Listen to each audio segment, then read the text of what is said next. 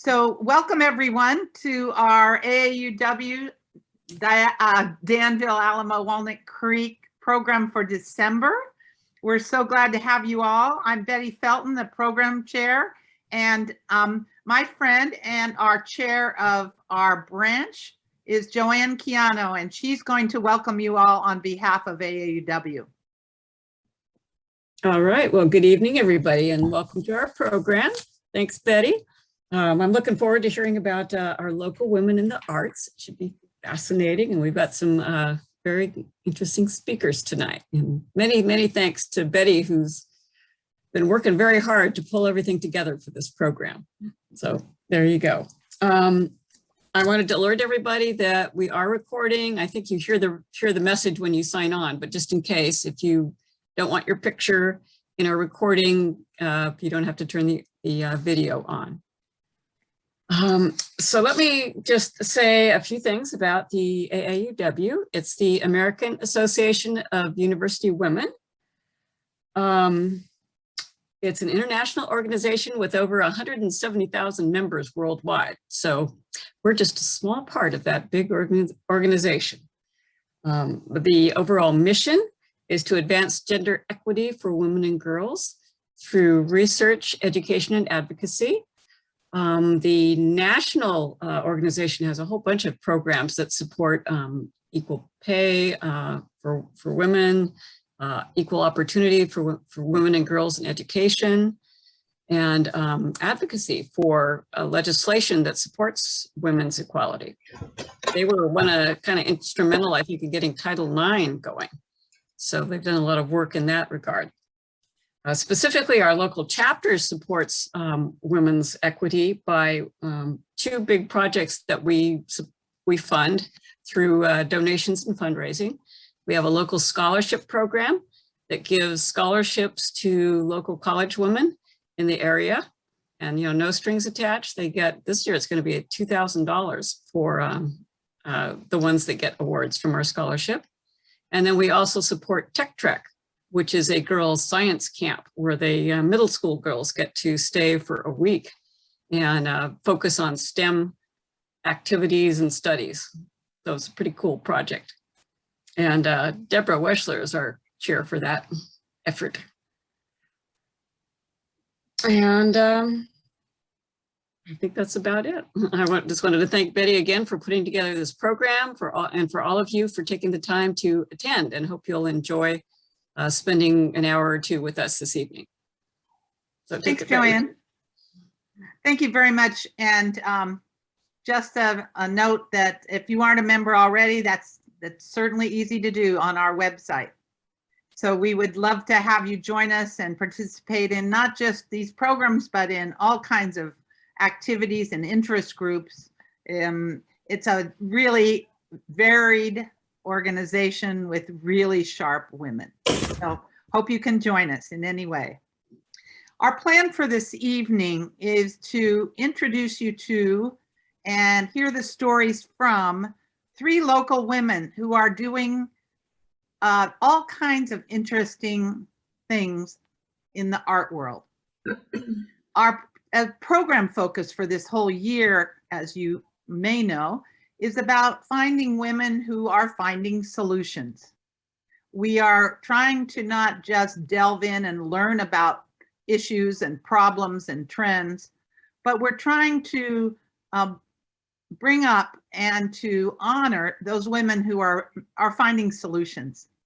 So that's what we're doing tonight. We're going to hear from three really amazing and different kinds of artists and people who are making waves and doing different things.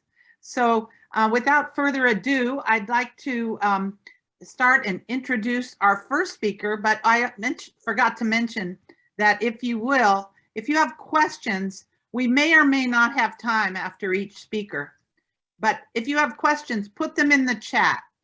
I will monitor, and possibly others will monitor the chat, and we can ask your questions from the chat. Or if there is time specifically after one speaker or another, and you have something burning, we may have time to ask for you to ask it in person. But we can bring them from the chat for sure. So if you feel comfortable, choose the chat button down below. And at the very bottom of that screen, that side of the screen where it says chat, you can write in anything you want and it'll go to all of us. And if it goes to me, which I'm part of you, then I will ask the question of the speaker. Okay, so without further ado, we're going to start with my friend Sawsan Wolski. Sausan is a remarkable woman that I came up on, not because of DAW, AAUW, but for many reasons. She runs something called the Frame Company and Gallery in Dublin, California on Village Parkway. She has many talents. One is communication. She's a remarkable communicator. She gets people together to do interesting things. And because her passion is art and artists, she has gathered together a group called the Dublin Arts Collective. And from that, she has also gotten involved and now is a member of the Alameda County Arts Commission, as well as being a small business owner and running that all through COVID, which, as we know, is quite a challenge. She's going to tell us about some organizing efforts that she's been doing, but also, I hope, her story of how she got to be doing this work and where she hopes it will take her. So please let me introduce my friend Sawsan Wolski.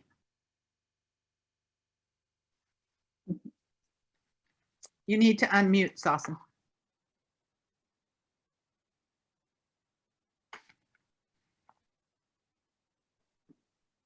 Thank you, Betty. Hello, and thank you for this opportunity to speak to you today. I am really grateful. I'm going to start by telling you my name is Sawsan Wolski.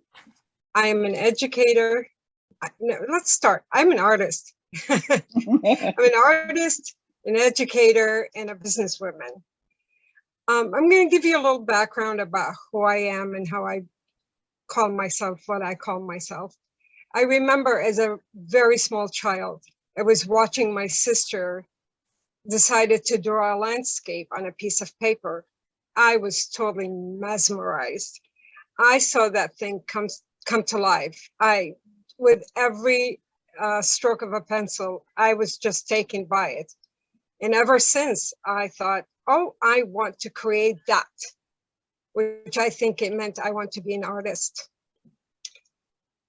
So my first degree in art was, I got the first degree in art from the Baghdad Institute of Art, which is the city of Baghdad, the capital of the country of Iraq. I followed that with a degree from the School of the Art Institute of Chicago. I don't travel lightly. My degree from Baghdad was in all of the art disciplines and in education. And my degree from the Art Institute of Chicago was in drawing and painting, which I indulged myself to study further as graphic design and ceramic arts and animation. These were things that I didn't think I would be interested in, but the opportunity was there and I loved the fact I did that. So these are the education background, which it took me to many disciplines and work in my life. I started as an art teacher for public school and private schools in the city of Chicago, which I soon realized I don't love. So off we go with teaching. And I worked as a graphic designer and I worked as a freelance artist and a freelance design also, but I mainly worked as a freelance animator till the world of animation became 100% computerized. And that's when I said, that's done. So I did not do animation ever since that. But the majority of the time in Chicago, I was working as an accessory designer for a furniture manufacturing company which worked nationwide to do all of the accessories that you see in Macy's, Nordstrom, JCPenney's, wherever you buy your furniture. And all the accessory, most of it was coming out of our local Chicago-based company. And I did that till 1995, where I decided with my family to move to California.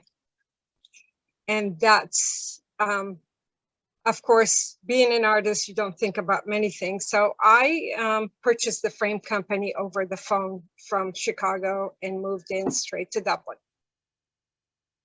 And that was about 25 years ago. I can't believe that. It's been a long, long journey. The arts is very important to me. It's a priority in my life. As I came to California in a new state, in a new city, in a new environment, I immersed myself to learn about all the art organizations. I joined many of them. I joined many art groups, many art classes. I learned about the politics and the joy of doing art in California, which it was very different and very fun. And being at the frame company, which is the center of the Tri-Valley here, the frame company came with a little gallery space, which today we call FCO Gallery, short for frame company, which is sexier than frame company. So FCO Gallery is been hosting many art shows all throughout these 25 years. Some of them highlighting a artist, some are local artists, and some of them are regional artists, and some are national artists. And a lot of time we have exhibits who are group artists or theme art exhibitions. So on and off throughout these 25 years, we have done a lot of shows. And that came to a realization that the city I live in, which is the city of Dublin, did not have any art organization. So I realized there is a definite need to create an art organization in the city of Dublin. And the reason there was no organization in Dublin, because Dublin is the youngest city in the valley. The city of Dublin will celebrate its 40th anniversary in 2022. So that's how young we are. So about 3 years ago, and 3 women later, which is Vanessa Thomas, Claudia McCormick, and myself, we started a nonprofit organization for the arts called Dublin Arts Collective. The purpose of creating this organization is to support the local artists and collaborate with local art organizations to support the art and the art organizations and collaborate together on promoting the arts period. We work very closely with the Pleasanton Art League, Livermore Art Association. We also host a member monthly meetings and join with those organizations so we can keep in touch and keep the communication going and keep the arts alive. And also we work very closely with Visit Tri-Valley organization and the Tri-Valley Nonprofit Alliance. These are few of the organizations that we work with, but we work very closely with those particular organizations.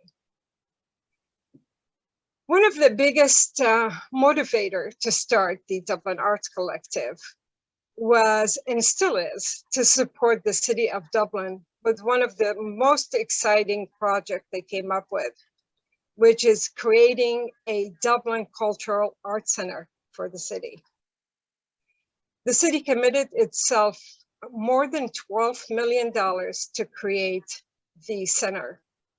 It is set to be completed by 2023. It takes a place at the city center where the city hall is, and they revamping an old police station and a police department into a cultural and art center. That takes a lot of time.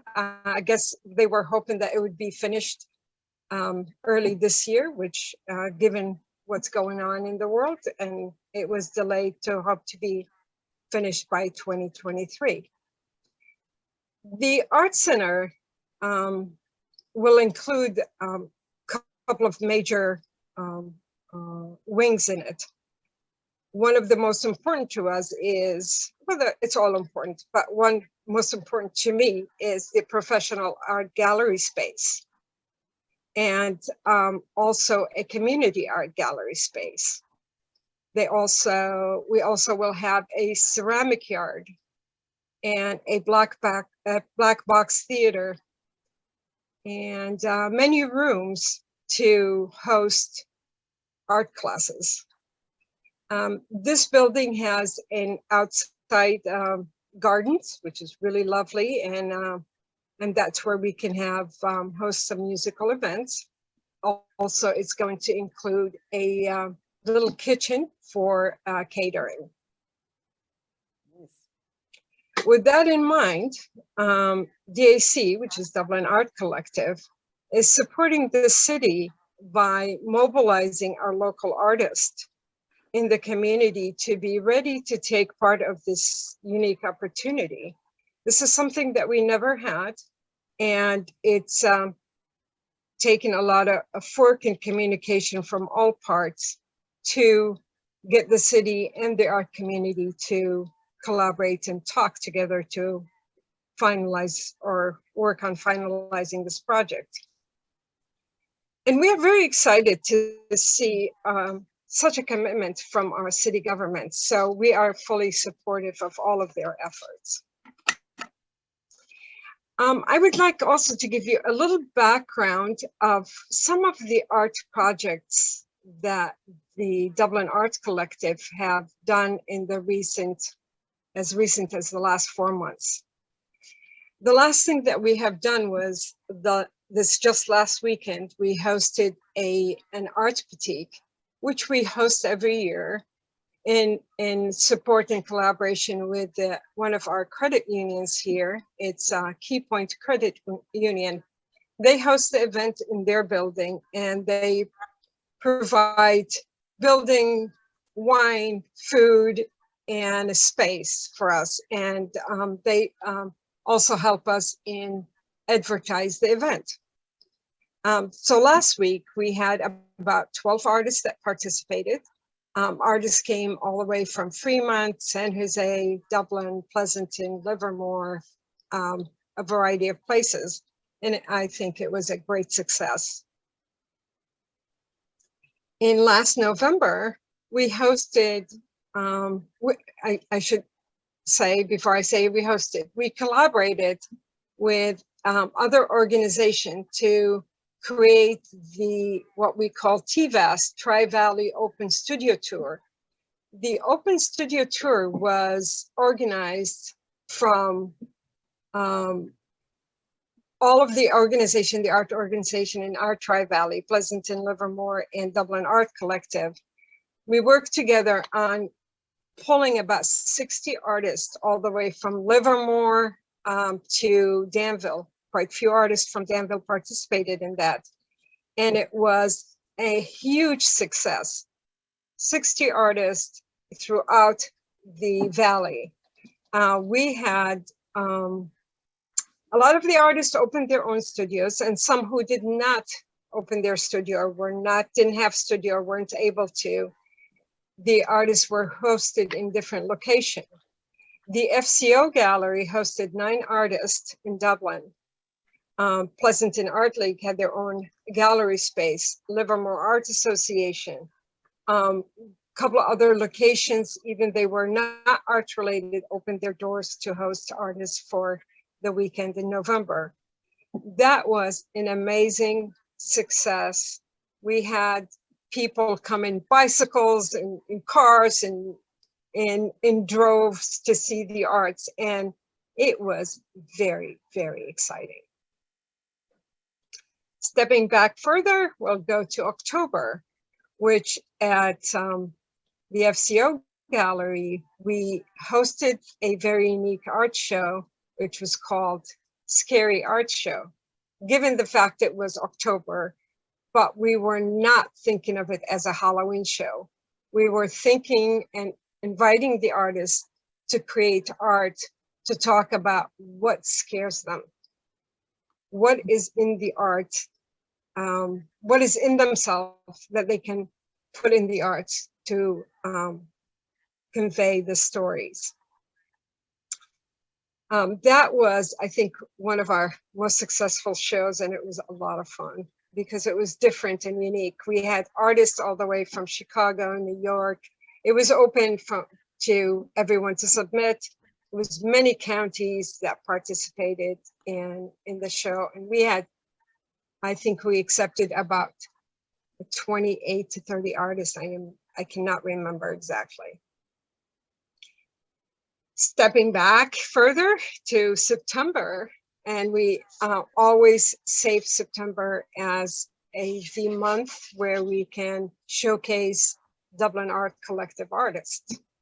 Our membership is about 40 people right now because we're very new and very small, but our artists come from Fremont, Livermore, Pleasanton, San Ramon, Oakland, Berkeley, and I am not sure if that's it. Of course, Dublin also. But we pull from all of the Valley, and we welcome everybody to become a member.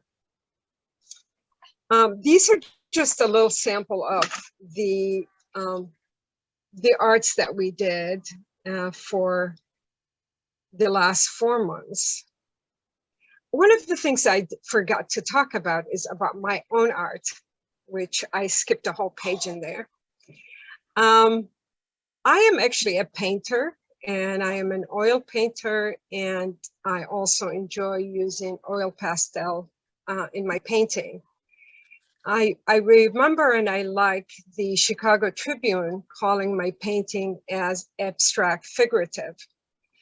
My emphasis in my painting is really on women and women's strength and women's courage. I find a great fascination and love for that subject, so I indulge myself in that very much in every given time and every given opportunity. I dabbled a little bit with variety of the arts. I still enjoy sculpting, and I still do it on very short basis and very little of it because it takes a lot of commitment. In concluding to this, I just would like to encourage you all to take part in your local organization, and particularly in your art organization. It takes a lot of effort and a lot of money and a lot of commitment, as you all know, to run an organization. And to run a brand new and a small organization for the arts, it's even harder. So the support from all of the community is very grateful. I take, for example, Betty Felton as she's always an open ear to listen to us when we call her. She's always been a great supporter. We are greatly grateful to her support and continuous support. I'd like to thank you all for this opportunity, and I wish you a very creative life. Thank you very much. That's wonderful. Did you want to show your slides real quickly? Oh yeah, please. I thought we were going to show the slide at the same time. So you have the slide. You're welcome to show it, and I'll mention some of it. This is one of my painting in this one. This one, it's called A Women Warrior. It was exhibited at as one of 4 pieces that was accepted at the Black Panther 50th anniversary. And it's traveled to throughout California and New York. And the next slide, please. Interesting. Okay. I can't page down when I'm You can click sharing. on this. You can click on the second one, and it'll show up. Yeah. Okay. Well, this one is a little script description of the mission of Dublin Arts Collective and the vision of the Dublin Art Collective. And I don't know if you want me to read it, but you all can read it. It is all in supporting the art and the community artists in our valley and in our cities.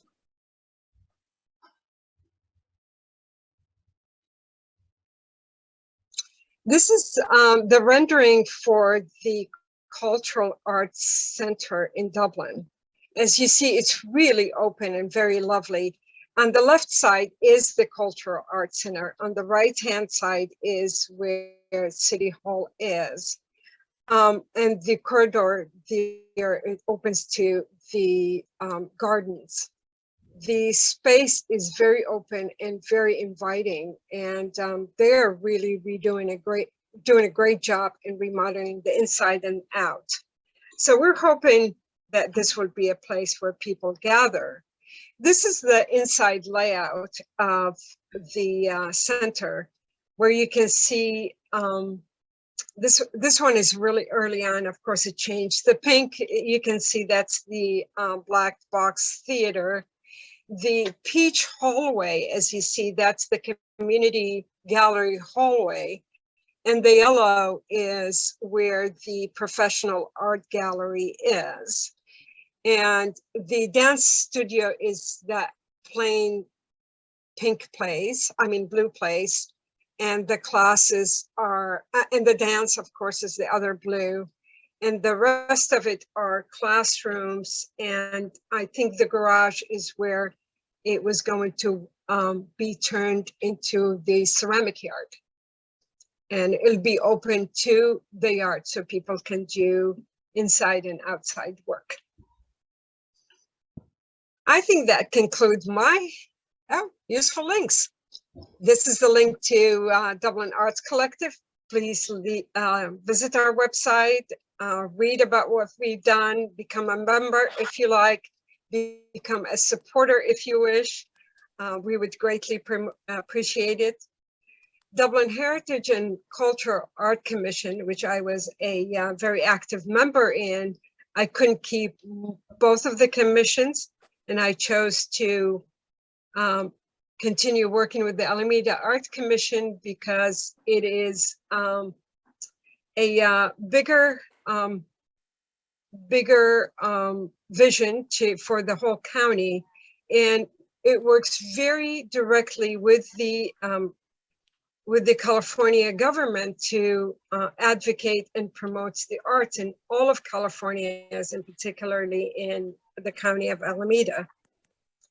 The Visit Tri-Valley Cultural Heritage Tourism is a new organization that's really trying to promote the Tri-Valley as a tourist center, because we have many of our cities have so much art and a lot of lovely wine and beautiful nature. So we are working very closely in supporting them, and they are being a great force in promoting themselves and the arts and in the community at large.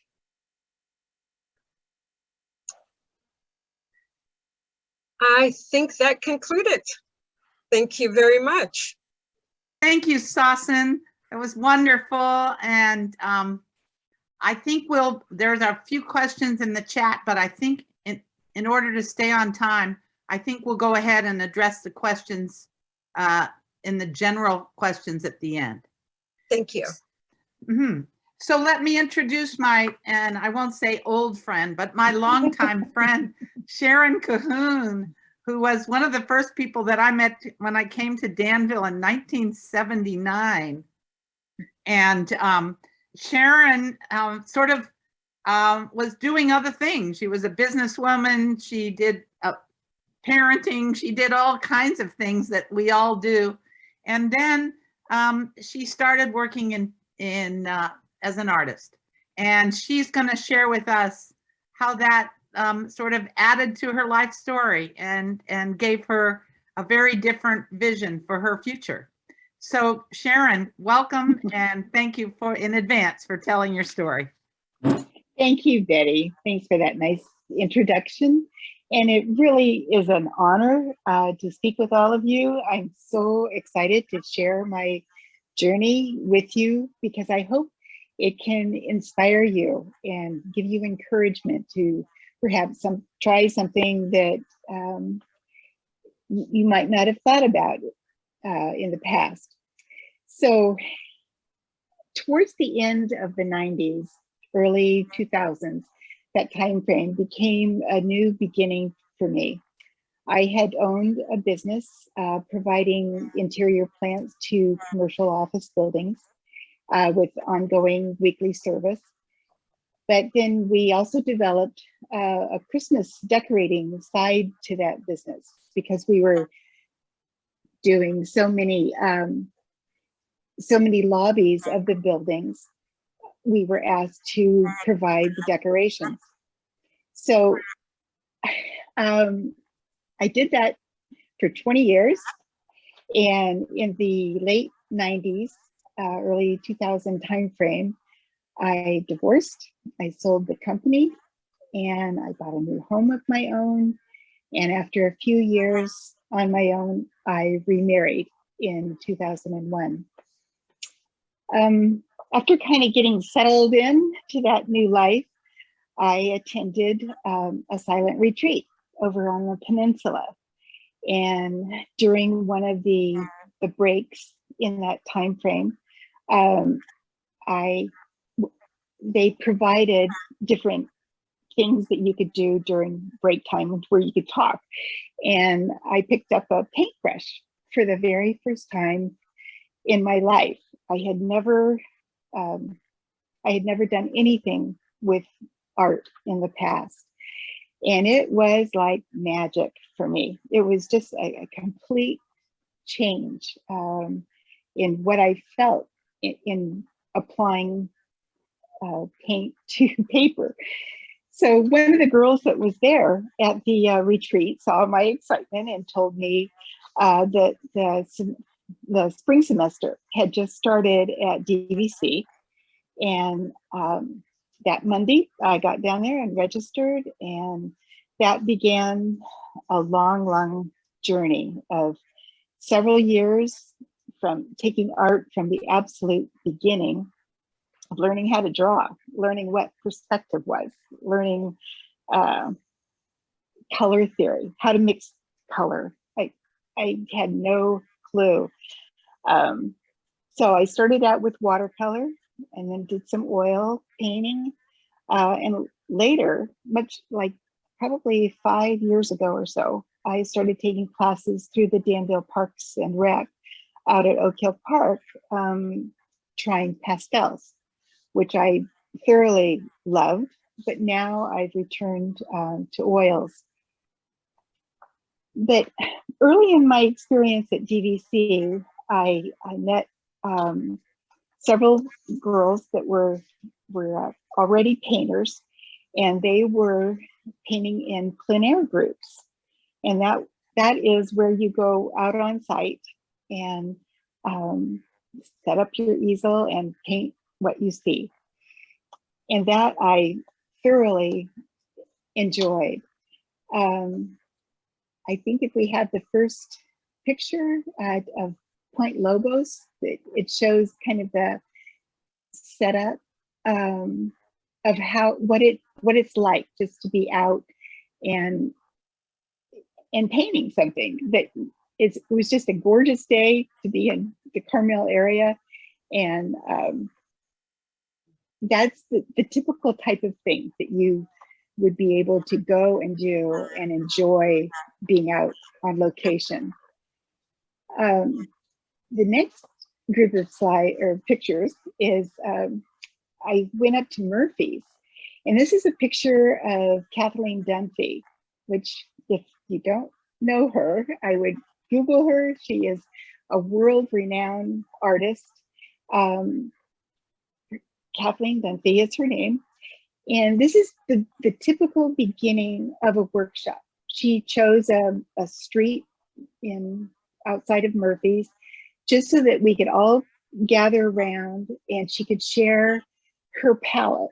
And an artist's palette is pretty important as far as what they choose, the colors that they choose to work with. Kathleen uses a limited palette, but she knows color theory inside and out. I mean, she was just great. So first they do a demo, and then over the next few days of the workshop, they do a demo in the morning, and then they come around as you're painting and give you instruction and ideas of how you might improve your art. I think there's a picture of the completed demo. That's kind of the typical kind of muted look that she has, but I thought it was just beautiful. To me, going to workshops gives the opportunity to travel with a group. It's safe and things are generally arranged for you, transportation, your food, lodging. So in 2018, I really stepped out of my comfort zone and I went to a workshop in France. And this is the first day of gathering. It was just a few of us, and the lady in the front, her name is Lynn, she was our instructor. But these people, the other fella and the girl in white, I've remained friends with, even though they live elsewhere. But it's really, workshops can be a fantastic way of making new friends. The next picture is we were in a sunflower field. And I don't know if you remember back in 18, but France had a heat wave and we were painting outside at 105 degrees and those poor sunflowers were totally wilted, but it was great. It was still a wonderful experience. And then after the workshop, I rented a car and I traveled on my own down to Sarlat. Is in the Dordogne River Valley. And this picture I was painting in Dome. It's D-O-M-E. It's a medieval town up on a hill, and it's overlooking the Dordogne River Valley, which is the next picture. And this I've put into a couple of paintings now. I mean, it was just so beautiful to be up there. So it's been great getting to know these instructors, making new friends along the way. And for me, to paint on location gives more of a sense of being there. And finishing, typically you start a painting outside and then you finish it in the studio. There's just a real difference in the essence of a painting when you've started on location versus just doing it from photographs. The next two photos would show you some of my more recent work. This is called Hidden Villa. It's over in the Los Altos Hills area. I paint with a meetup group from Burlingame. It's a Burlingame plein air group. So it gets me out to the coast to paint more often than I have in the past, because I love the ocean, and I do mostly landscapes and seascapes. So this one I started in Carmel. This is Carmel Beach looking south, and just to get away and be on my own a lot, oftentimes, and just have time to create and think through on what's going to make a beautiful painting is just, it is music to me. It's just wonderful. So during COVID, COVID for me was a real growth period in my painting, as it gave me permission to just hunker down, stay home and paint. I think I painted every day for several months. Prior to COVID, I had a project in mind. So I had all of the materials that I needed to begin, which was a triptych of the gardens of Giverny. This is a picture actually after I had started in my studio, each one by itself. I started it, but then I needed the space to be able to have it flow together. So we moved our kitchen table out of the kitchen area, and my husband puts up with a lot from me as far as, but he's a great guy and he really supports me in everything having to do with my art. So anyhow, it was fun to be in here. I finished this up in probably about 2 weeks later. We lived like that. And as you can, I don't know if you can see it or kind of imagine, but above that kitchen window is where the triptych went. So it was a long, narrow spot that I didn't want to put. There's a blind in the window, so I didn't want to put curtains or whatever. So anyhow, it was a great addition to the area. The next pictures will show each painting by itself. This was, it'll go in sequence. This is the first. This is has the bridge, and I don't know if you can see there was a boat right there in the middle part. It's kind of hidden right there. Yeah, but then and then the other part. But that really was a super fun for me to produce, and it ended up being pretty nice. So to me, painting has become a new second life. My husband owns a company and continues to work full time. So to create a life that is fulfilling and something that I enjoy has been essential. Having worked all through my children's younger years and most of my life, to have this freedom to create and make new friends and travel and express myself in the ways that it gives such meaning to my life. About a month ago, I was juried into the Valley Art Gallery in Walnut Creek. If you don't know about it, it is definitely worth the effort to get up there and take a look. It's on Buffalo. Becoming or being a part of a gallery was something that I worked long and hard toward. In this gallery, they sell paintings, but they also rent paintings, and they rent to purchase, so that the rental price goes toward the purchase price, so that it is well worth your while to give it a try. So more recently, I thought it would be a good idea to paint some of the iconic images of Danville. I've lived here about 44 years and absolutely love this valley and the area and the people. So I painted 5 paintings of iconic places and now have made them into a box set of greeting cards. So next are some of the pictures. So this is the Danville Library, and then the Museum of the San Ramon Valley would be next. And then Danville Chocolates and Mount Diablo, Rakestraw Books and Starbucks. I'm sure a lot of you have gone down there for coffee. So this, the next picture is the images. This is what the cards look like, and they come in 2 sizes. There's the next picture is of the packaging. So there's the large size and a small note size, and you can purchase them at Rakestraw and at home up in the livery. Danville Chocolates has some, the Wim House, and the Museum of San Ramon Valley.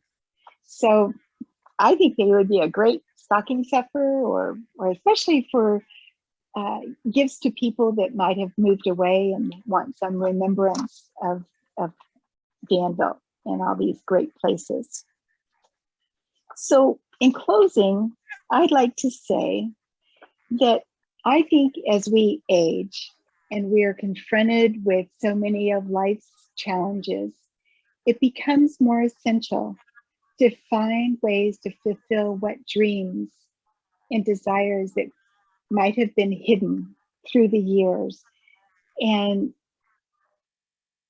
I think all of us will experience or deal with the ups and downs of life, and each will experience that in different ways. And for me, to have art as my refuge has been essential to my well-being. When I'm painting, I go to a place where the world just floats away and I'm absolutely absorbed in what I'm creating. So often, because I began the painting on location, I can experience the atmosphere, the people around me, or the day, how it was, and just put myself back into that place. It's a wonderful escape, but it's also so enriching to the soul. So for those of you who say you can't draw a straight line or you could never do that, believe me, that was me. I had never been encouraged along my path to pursue anything along this line. And I was just amazed at what has developed from something that was completely dormant. So if any of you want to start at an older age in life, believe me, it can be done. And if I've sparked some interest, please give me a call or contact me, email. I would be happy to share with you how you can get started, or perhaps if you're already painting, join in some of the plein air groups. So thank you. Appreciate the time to be able to talk. Thanks so much, Sharon. What a wonderful story. It has clearly given your life a whole different direction. We're thrilled to hear your story and see your beautiful work. There were some questions then about where to buy the cards, but I think you had that slide that showed us at Wim House and Rakestraw Books and many different places, Danville Chocolates. So that question was answered. I think we'll go ahead. There's lots of wonderful comments. I invite everybody to look at the chat, because there's resources there that people are putting in, and you can copy those, and go to them in a different place in your computer. There's also just lots of compliments of both Sawsan and Sharon. And we're so glad that you could both share your stories with us. So we'll get into more detail for questions for all of you as soon as we hear from Trish. So I'd like to next introduce Dr. Trish Graham. And I think Trish is known to many of you because she curates and does art in Danville and is another long timer in Danville. She's been here for many years as a sculptor and an educator. She's most recently affiliated with our town gallery at the Village Theater. She has put on exhibits. And I think one of the interesting things is that her education includes a PhD and her doctoral work is really in women's spirituality, which is a very, very related discipline, and it's all connected by art. So Trish, we welcome you to tell us your story and your work. Thank you. hearing women's stories is what makes women strong. And I curate exhibitions for women artists, but my subject is the ancient symbol of the female. Not that the show is completely about that, but I believe that, you know, we start from the core, and the core is, you know, the birth. And women have, each one has a fabulous story to tell. And without those stories, I don't know how we even exist, how we teach, how we learn. When we discover, learn, and support other women, we are stronger, and there's a bond. And so for many years, I've been putting on exhibitions just to be able to connect and teach. Now, I want to say that, you know, I'm teaching in public and I teach in the university, and I tell my students the same story. You know, I'm high on art. That's my life. It's like, you know, it's my drug of choice. But when I turn students on to art, or maybe they're turned on before they even meet me, I prepare them. The arts are a very difficult field. You know, it's not stable. And so when I started my education, of course, I majored in art. And when I graduated, I thought, oh my gosh, I'm going to find an art deal. I'm going to find a gallery. They're going to exhibit. I'm going to have a living, and I'm going to be famous. That's not so. That doesn't happen. And so I never wanted to leave the art studio. And I stayed and I kept working, and I said, well, let me see what's happening. So I decided to get a master's in art education, and I still stayed, and I got a master's in art history. And then, but believe me, naively, I was just hanging out, and fortunately, I wanted more education. I don't know how I did that one. But then I got a teaching credential. So within time, I finally got a job and teaching, but I still was naive about the world of art and being a famous artist. Now, this was one of the highlights of my life. You know, it's that synchronicity that happens in a moment of your life. Sometimes you can go right or left. Sometimes you can grasp it. Believe it or not, at the Black Hawk Museum, I read in the Danville newspaper, they're having a lecture, an exhibition on Asian art about the female symbol in India. And at the time, I just finished my master's, and I was, leaning towards Asian art with great interest. And my son was dating a girl from India. So I go to this Black Hawk, and Dr. Eleanor Gaydon was speaking. And fortunately, at the end of the lecture, I was able to go up and introduce myself. And I told her, I gave her an announcement to one of my exhibitions. And I told her that my son was interested in dating a girl from India. So this synchronicity, we connected.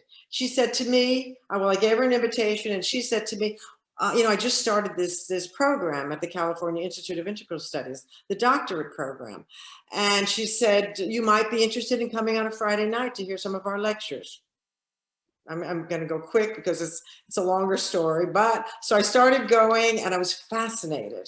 I was fascinated because the language was different than what I studied in art school. It wasn't about shading and mixing colors. It was about mind, body, soul. It was about expanding your consciousness. It was about women's identity. It was about connecting with other women.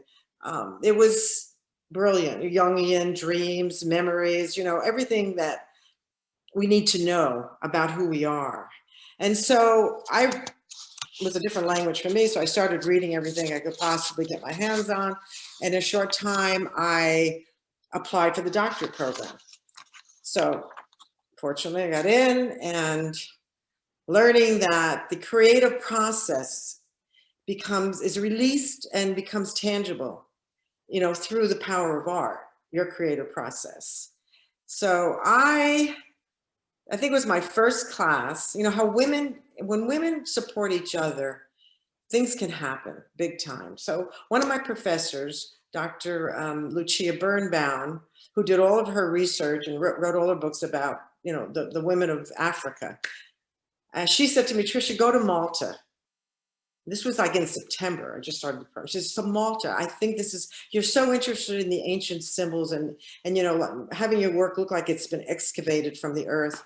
So I went to Malta in April, and I was fascinated. And I don't know how how it all came together, but I decided I was going to do my doctorate work there. I was going to do an exhibition and go back. Oh, and interview Maltese artists. So I came back. I made a proposal to this woman in Malta who, you know, it's through Women's Connections. I'm not taking any credit for this because I really didn't know what I was doing, but I just had the energy to do it, you know, and the excitement level. And so I contacted this woman in Malta and made a proposal. And the following year, I took 8 American women artists, and we had an exhibition with 8 Maltese artists. It was a wonderful lecture. We had a wonderful experience. They invited us back the second year. The second year I did 18, not only artists, but I brought writers and therapists. And believe it or not, I mean, Malta is a very Catholic country. There's like over 300 Catholic churches, but they have the oldest temples in the world, older than Stonehenge. And at that time, this was like in the late 90s, somewhere around there, they didn't seem to celebrate their artifacts to that degree. So they were wondering what we were doing there and why we were, you know, very interested in all these megalithic stone, 20-foot high stone pillars and monuments celebrating a female deity. This is, you know, of course, BCE, before Christ, right? So I had the American ambassador, if you can believe this one, the American ambassador come to the exhibition. I had the consulate for women's rights, and I had, let's see, I had one other person come. I had, oh yeah, the Minister of Education, Louise Galli. They all came. They were so interested in what we were doing. I mean, this was pretty far out. I also got a 1-hour television interview and a half-an-hour radio interview.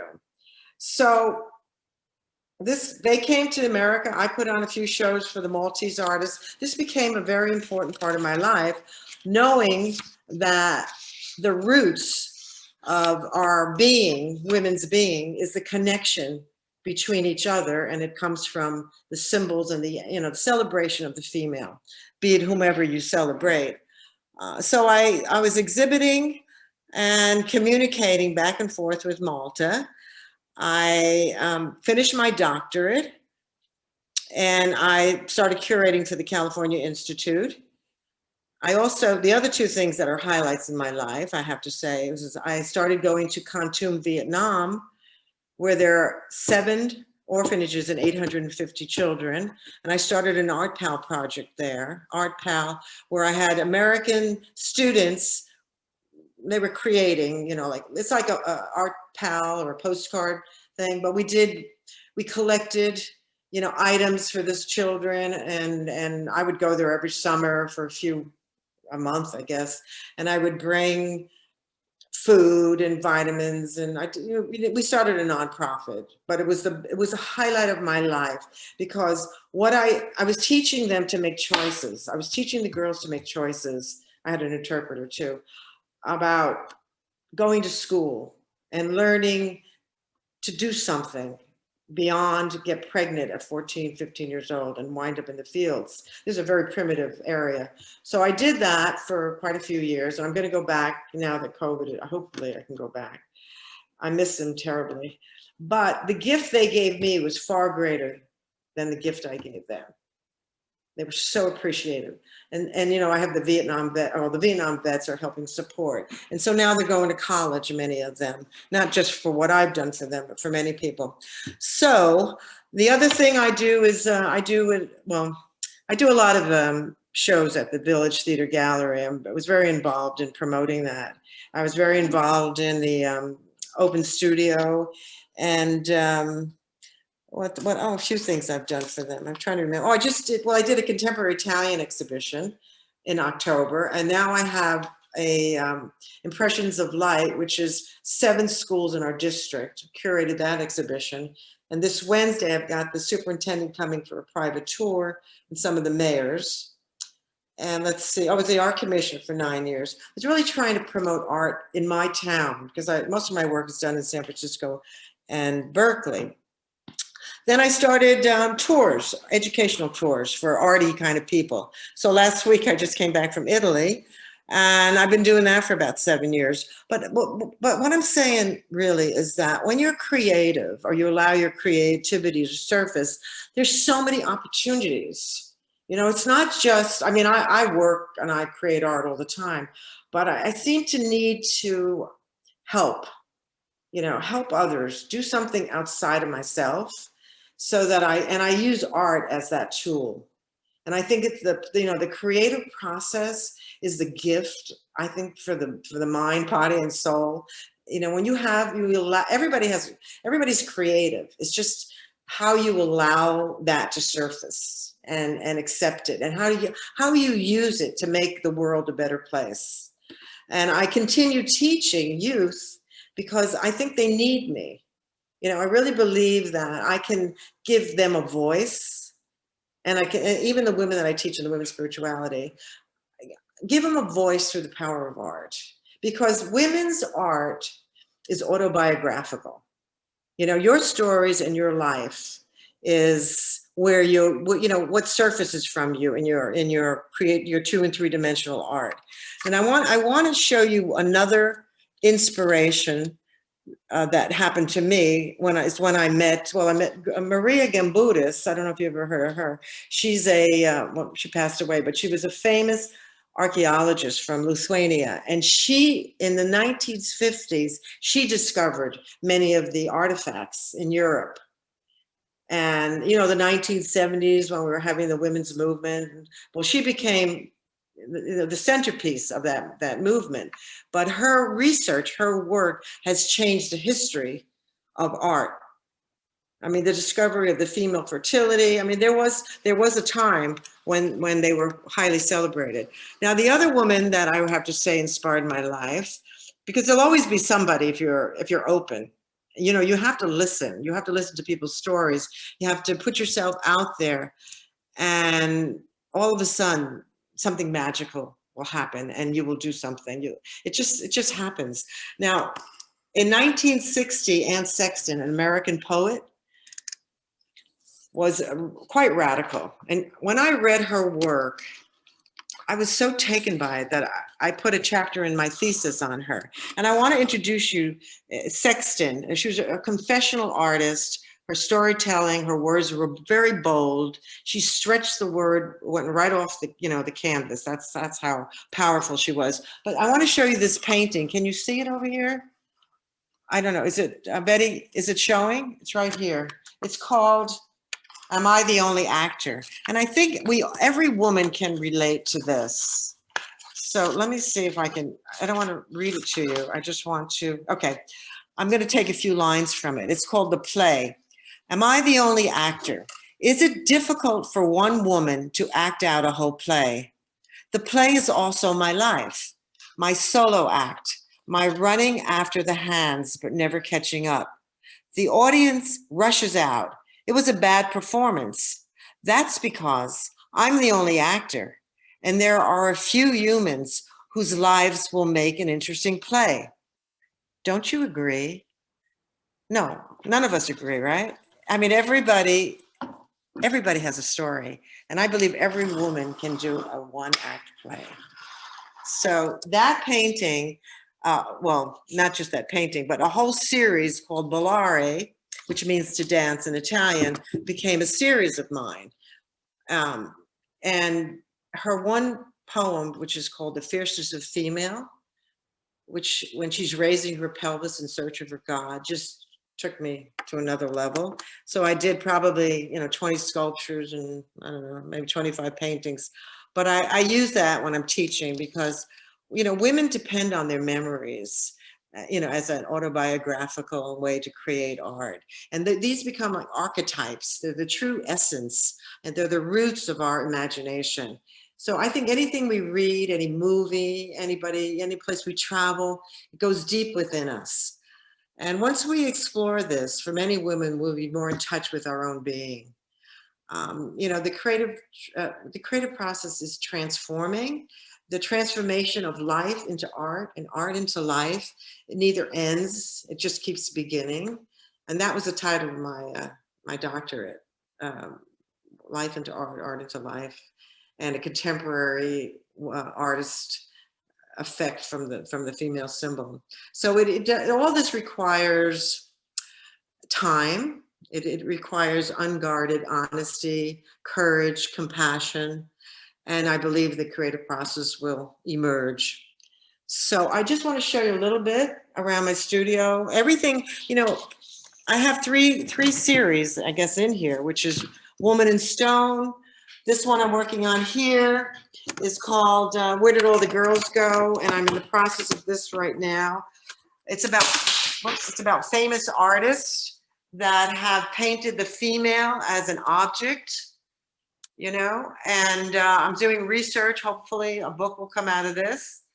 So far I've done 66 of the small ones, and then I've done quite a few large ones, but it's wonderful research. It's wonderful stories to find out who were these women. Now this one here is, you know, Picasso, Leonardo da Vinci, Raphael. And here's my sculptures, you know, my Woman in Stone. I use all kinds of materials. I use lime, I use plaster, I use marble, granite, I etch copper, crushed stones. But this is the older, you know, I wanted this work, I'll go close. I wanted this work to look like it's been excavated and it's raw.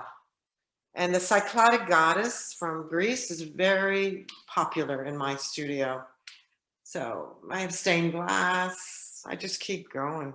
And these are the ones from Anne Sexton, this series here. And here she is raising her pelvis in search of her God.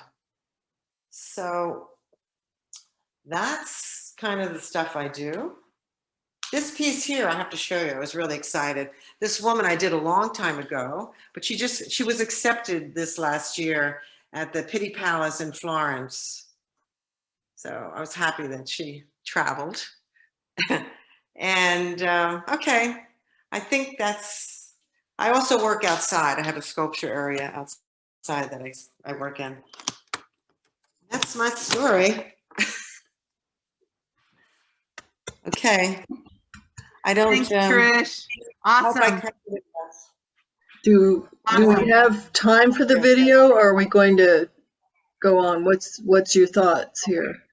I'm thinking that that what's in the chat in terms of questions are really comments, and they're all lovely and lots of resources given. Okay. There's lots of thanks to the speakers. My eyes are not the best, but I'm not seeing a whole lot of questions, more comments.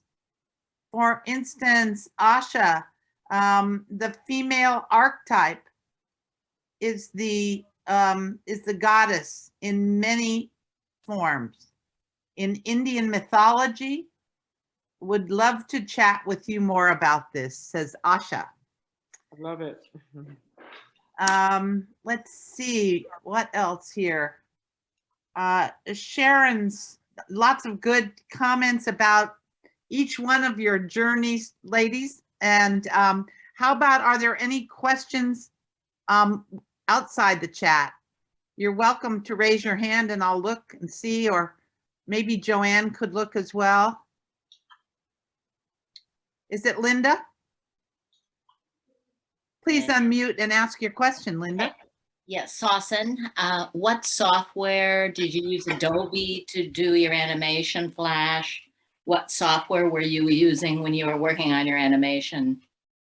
Oh, I wish I could answer that question. When I was doing animation by hand, Okay. so I had my own camera and my stills and all of that. Cool. And I was freelance, and I worked with an advertising agency as an animator, and they took me to the basement to show me the computer that I would be working on, Okay. which it was the full size of the basement. Basements in Chicago is the full length of the building. And I'm like, what is that? No, Yeah. no, I can do animation by hand. So all the animation I did, which included a lot of commercials actually on TV and a lot of things I did, it was animated by hand and never got into the animation. So the answer to you is none of the above. That's or all the right. belows. You must love special shows at the Disney Family Museum in the city of all their wonderful animators. And Oh, I love that. I even got an My favorite. internship for the Hanna-Barbera studio, which I did hand animated at the time.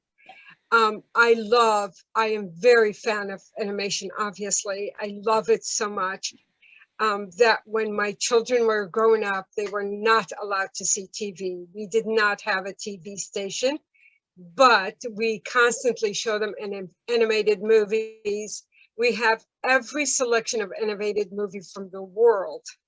And there were so many wonderful series. So they remember that. They love animation, but they said, we go to school and we pretend that we know what the kids are talking about because they never seen it TV. Thank you So much. I'm guilty, Appreciate but I love animation and I am a great supporter of it. And I personally, of course, love it, but I'm too old to learn the new technology. Thanks, Sawsan and Linda. Here's another comment. Is it Kendra McKean? She's talking about arts commissions that exist also in Pinole and in Martinez. I imagine there's both city art commissions and county art commissions. Is that correct, Kendra? Yeah, I'm new and I live in Martinez and I used to live in Pinole for many years also. And both of the cities have public cooperative art places of a variety of mixed media. And if you ever, like in the downtown Martinez and the downtown Pinole, both of them have that. I had a question for Trisha. When she was showing us around her gallery, I couldn't quite get focused on the pieces. Where do we find your art, both the paintings and the sculpture?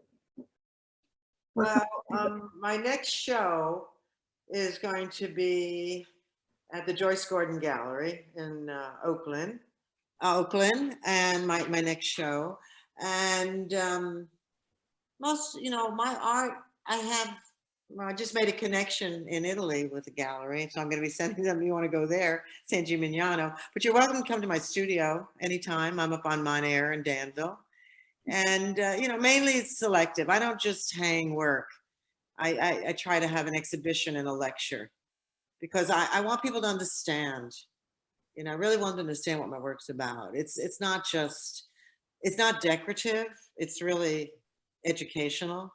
And I'm a little concerned about that. So, but you're welcome. And I will let you know my next exhibition. Thank you. I work at the California Institute because that's something that I'm very involved with, but I just don't put it around.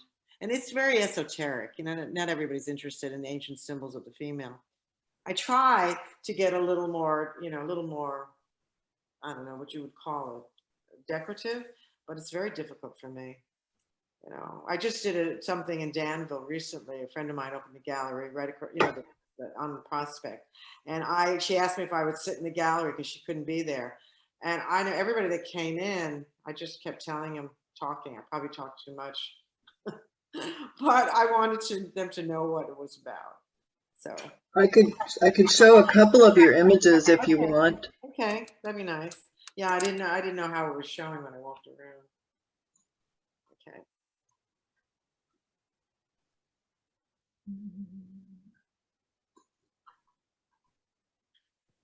Yeah, this is from the Where Did All the Girls Go?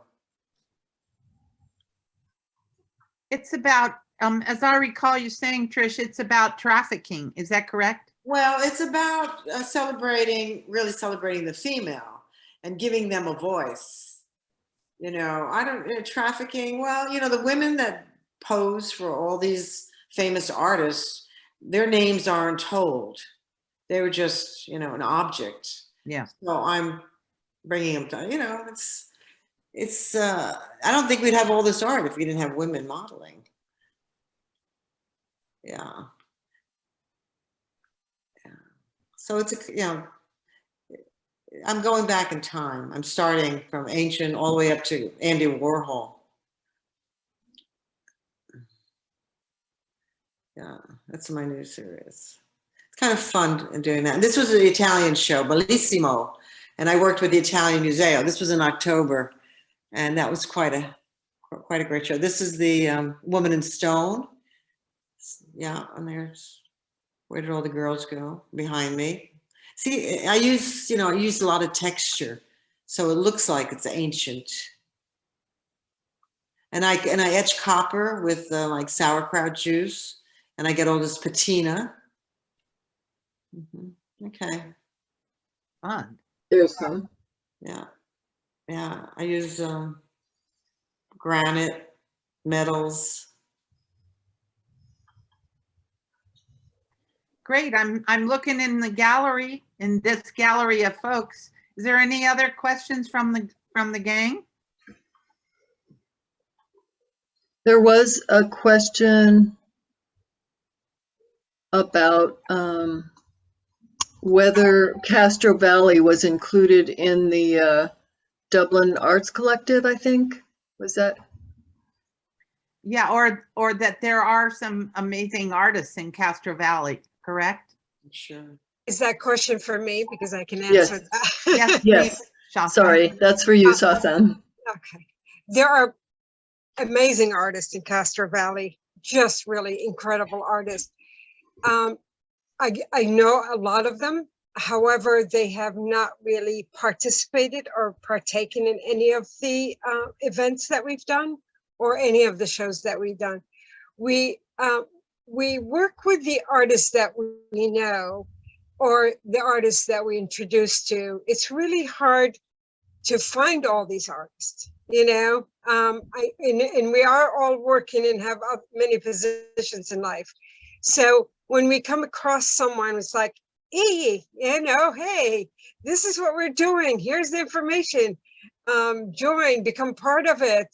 Let us know what we can do, how we can cooperate. If you know artists who are in Castro Valley, I would love to hear of them, hear about them. I think you, in the chat, there is the website for Dublin Arts Collective. You can leave a comment there. We don't check everything every day because that's a full-time job, but we have one person that will constantly monitor the website, and we would be more than happy to contact them or get in touch with them or do whatever that we need to. And also there was a question about if we would cooperate with other galleries to do shows. And I don't know if you've seen that question. And the answer to that, we have not done that. We would love to do that. We are cooperating currently with, or working currently with a couple of galleries, one in the city of San Francisco and one in the city of Oakland. And let's see what we can come up with as collaboration. But I would definitely and would absolutely love to do a collaboration with a close by cities or local cities. I think that would be greatly amazing opportunity to do that. Thank you. In response to that, Charlotte Gabert also mentioned the Valley Art Gallery in Walnut Creek as another resource, another gallery for collaboration, I presume. Is that right, Charlotte?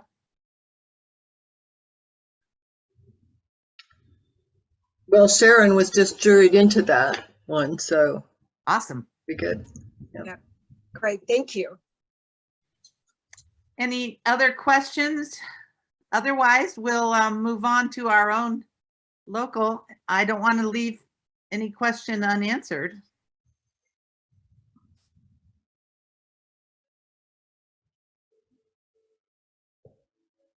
I did have just one quick one, Sawsan, and it was about what you've learned and how it is to be on a county-wide arts commission.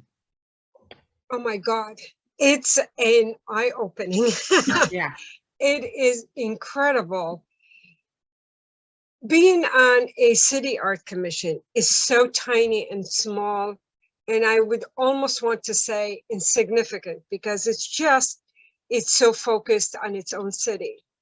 Being part of a commission, it means being part of the bigger picture, which it opens your eyes wider to a statewide initiative, statewide advocation, statewide movements. What I have learned and what I have seen that has been done by the county commission, it warms my heart, because the art education that they do, from public libraries to poetry to 2D to 3D art, and the support that they give to every city to do these projects, it's incredible. However, a lot of the cities, because they don't have a commissioner or they don't have awareness of it, it just goes by the wayside. My encouragement, all of you, if check into your counties. I think most of you probably in Contra Costa. I don't know if there is an art commission, but I am sure there is. And if there is, look into their newsletter, sign up for it, read about what they're doing.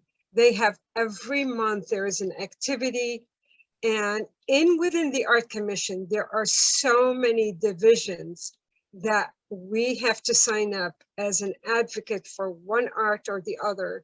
There's a group that work directly with Vietnam vets, or just vets in general. There are some work with the underprivileged children. There are some work with seniors, some work with libraries, and it really warms your heart, and it just makes me, it's a lot of work, but it makes me so happy to see such a organization. And I was so not aware of all what they do. And when I was approached by them and I studied it and I accept the position, I was just really thrilled. So yes, please look into it. Sign up for the newsletter, whether it's in your local county or Alameda County or whatever other counties. Highly encourage it. Oh, that's really exciting. And it's a real good segue in terms of our focus tonight, and that is finding solutions. And whether those solutions are personal for Sharon, for instance, or they're getting in civic engagement like Sawsan, or whether it's in social action and education like Trisha. Arts are a vehicle, and they're something that springs from us, whether we are just lovers of art or participators. And it's really exciting to hear your three perspectives and see your beautiful work that accompanies these three different journeys. So I am just so grateful to the three of you for a wonderful, wonderful hour and a half. And now we're going to see about our own folks who, Deborah tells me there's 3 artists. Is that correct, Deborah?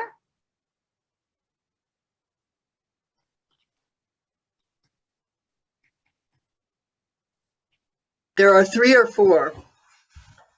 3 or 4. So first up, I'm going to share, we have 3 artists for sure. We have Carolyn Sanchez and Diane Tinnis, who I don't think is here tonight. Oh, there she is. She is. There she is. She's here. And Mary Mix's quilt. And if we have time, I might show one of mine if I'm brave enough. So we'll go with Carolyn. Carolyn, are you ready? Let's get this.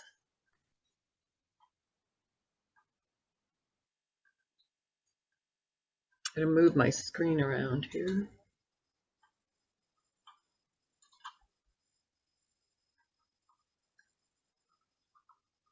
Okay, Carolyn.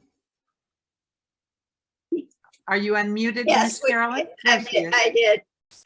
I had this old rocking horse, in my shed for years. And one of these days I keep saying I'm going to do something with it. And this last October, I was cleaning the shed, pulled it out, and I decided to turn it into a carousel horse. Decorated it into a carousel horse. I've enjoyed the crafts, and arts and crafts, and painting. So this is just a real recent one that I just did this last couple of months ago, and it was fun. Did it. A little bit of everything on it.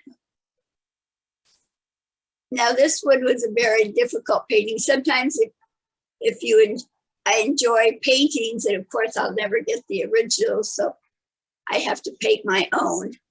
And this one was a very difficult painting that I did, and I enjoyed it. Of course, the Austrian Gustav Klimt that he did. I even used a little bit of gold leaf in it, and I was pleased with the way that one came out. So that's one that I just thought I would show you. Okay. Can we ask questions, Deborah? Yeah. Tell us, Carolyn, about how you use gold leaf and how you decide to apply it, and how it's such a valuable material. So. Well, in the past years, probably maybe in the 70s, 80s, I used to do a lot of gold leaf, gold leaf tables and stuff. It's very expensive now, but at that time it was expensive for that time. But I think I did mostly the fringe in the bottom. I broke it up into a little bit of gold leaf. The other part is just gilded paint, but I did use a little bit of gold leaf at the bottom, on the fringes at the bottom of it, and mixed different colors. I've gold leafed many frames. This one, I don't think I used real gold leaf on it. I may have, I don't remember. It's been a while that I did this frames, but I've done a lot of artwork with furniture, and I remember going to, when we first had the first exhibit of Egyptian painting, I was really enjoyed that many years ago. So I did a lot of silver leaf with turquoise. And so I've done a lot of the crafts in different mediums. We finished furniture, painted, all kinds of things. I have a mural in my bedroom that's 5 feet by 15. That's way, how you have the recess Yes. bedrooms. And Carolyn showed some of her work in our creativity night in May, and the mural was one of those. It was very nice. And Carolyn has also entered several of her artworks into the AAUW annual contest for the cards that we put out, and they're very beautiful work. So thanks, Carolyn, for showing these things. These are so different, it just shows the breadth of what Carolyn does. This is Linda. I have a question for Carolyn. Did you title this particular one that's being shown right now? Do I what? Did you, was there a title for the one that you're showing us right now? It's the Kiss. Does it show down on your screen there? Yes. The copy of Gustav Klimt. Yeah. Well, it just said the copy of, and it doesn't say what on my screen. I can't see it. Yes, he's an Austrian painter, and there's all kinds of things that he did. But this is one of his paintings, and that's very famous. And if I can't have the original, I paint them. I've painted one of Picasso's. I painted one of different people, Van Gogh. So I have my own gallery of my own paintings that I enjoy, and I do other kind of painting. Those are just some of but I do my own from photographs. I used to do plein air, but I don't get a chance to do any of that anymore. In fact, I think I was in probably the class that Sharon was in at DVC the first First one she went to. So I met her the first time. We were both in that class. Very nice. I started doing a painting. I think it was after I was president of AAUW, so it was around 2000. And I decided to devote some time to that. Well, thank you for sharing all these. They're wonderful. Now I think we have Diane. Diane Tinnis. Isn't that cute? This is called the Three Mouseketeers. Well, I will say that Sharon Cahoon convinced me to show a piece of my artwork. I don't consider myself an artist, but it is fun, and I consider myself an art student, an occasional art student. I've taken a few classes over the years. When I started, I literally could do nothing other than a stick figure. I'm just not a natural artist. But like Carolyn, you has shown you can learn to do things by copying, and most of my work has been that. This happens to be an original that I did, and so that's why I showed it. And to me, it's just fun. I find art to be both extremely frustrating and really so pleasurable. You can just sort of lose yourself in doing a piece, but it can also be very, very frustrating for me because it's an occasional occupation, not something I spend a lot of time at. So thanks for showing my piece. Yes.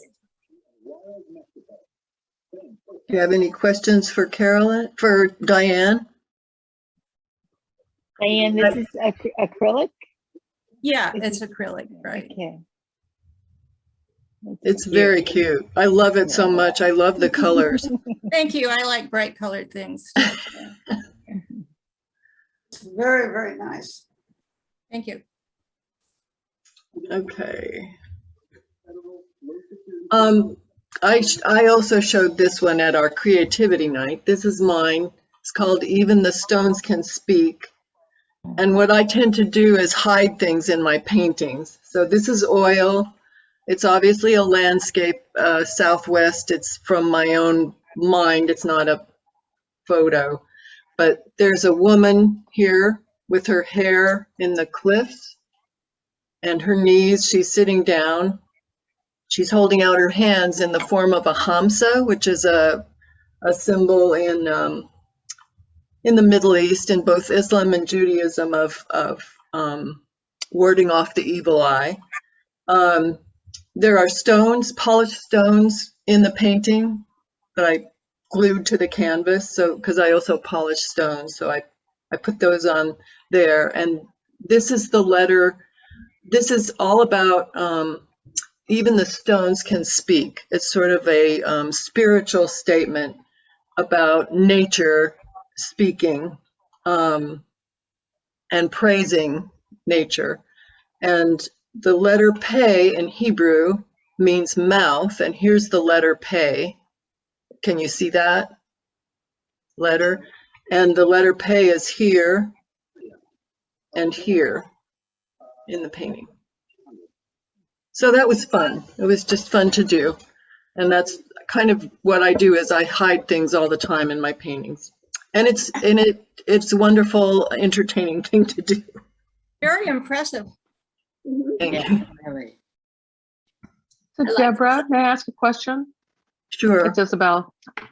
Hi, I'm really impressed by this. Now, do you start out, when you start out your painting, do you know in your mind the image you're going to be hiding, or does that come while you're painting? Usually I have an idea what I'm going to hide. Quite often it's a Hebrew letter, but sometimes I have a painting I did of an ocean beach scene, and it was in Mexico, and I hid Quetzalcoatl, the image of Quetzalcoatl in it. Wow. So it's just fun to try to. Yeah. And then to me, it looks so obvious. It looks completely obvious. I feel like I don't even need to tell someone. But often people say, I don't even see what you're talking about. So. Well, until you started describing what we were looking at, I would not have seen it right away. Yeah, I Yeah, just, the I like woman, the- the woman. Yeah. I like the way her hair came out with the cliff. Mhm, Yeah. mhm. Yeah. Very impressive. Anyway, thank you. So now we have, thank you very much for the I'm going to thank you very much for the opportunity to show these things again. It's a joy for all of us. This is important to show mainly because Mary Mix, in her extreme generosity, does a quilt for us every year, sometimes 2 quilts, as part of a fundraiser, but it's really important because she is such an amazing quilter. This artwork of quilting is astonishing what she does. So she did this one, you can read it yourself, but she says, with springtime arriving, I found myself still sheltering in place as I was allowing the immunities to COVID settle in after my second vaccine. So I turned to my favorite hobby and decided to create a quilt that reminded me of the wonderful season of springtime. And she mixed the pastels of spring with darker fabrics reminiscent of winter. Color always provides her with a learning experience.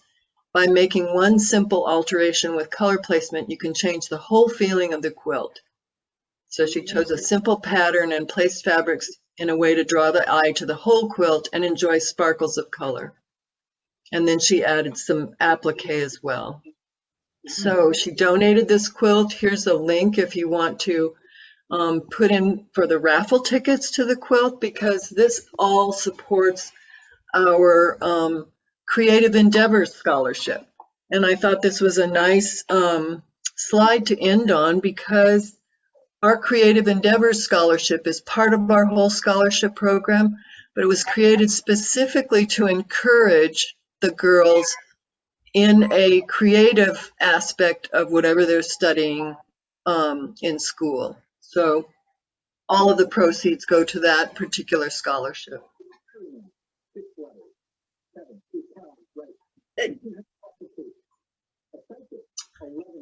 And that's all I have. Terrific. Well, what are you thinking? What is your thinking, friends? What a wonderful evening. I've been completely transported into creativity from all around.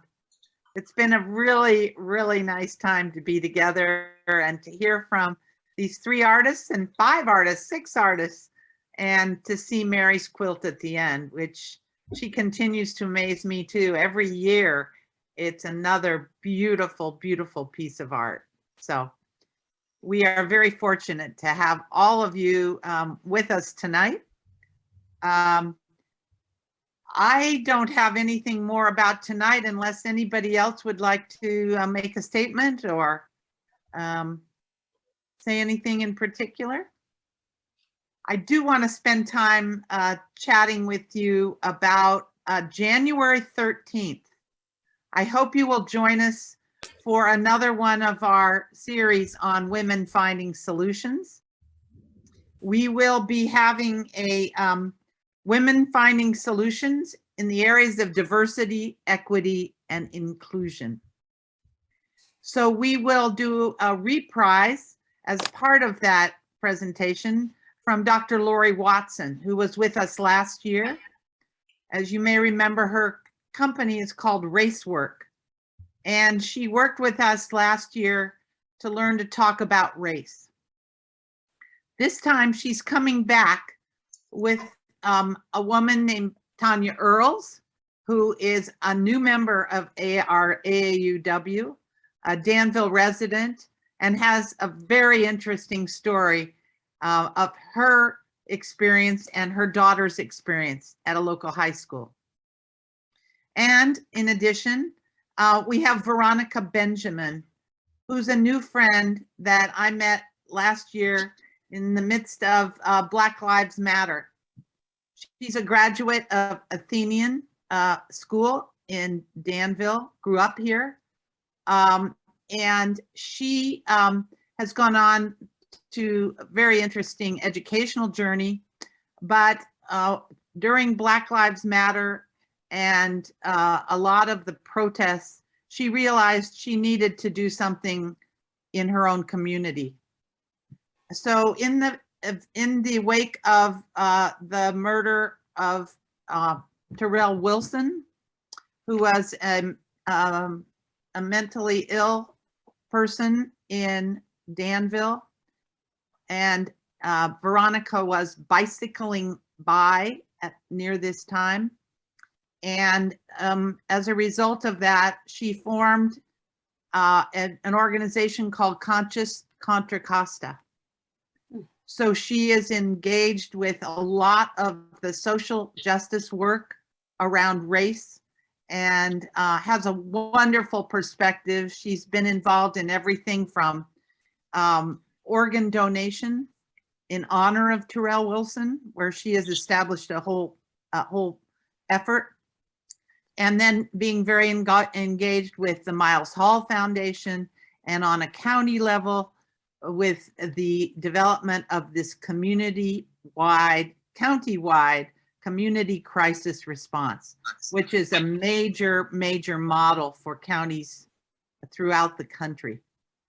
Anyway, Veronica, Tanya, and Dr. Watson all have very interesting stories, and they're going to talk about what they're doing. Again, not about what the problems are, about what they are doing. And we'll have a lively discussion, I'm sure, on January 13th. We're going to try a different time. We can't seem to get it right for everyone in terms of time, but it's January 13th at 7 p.m. For that program. It will be on the website with our regular Evite. It's open to the community again. And so we hope you will all join us in January for that program on women finding solutions.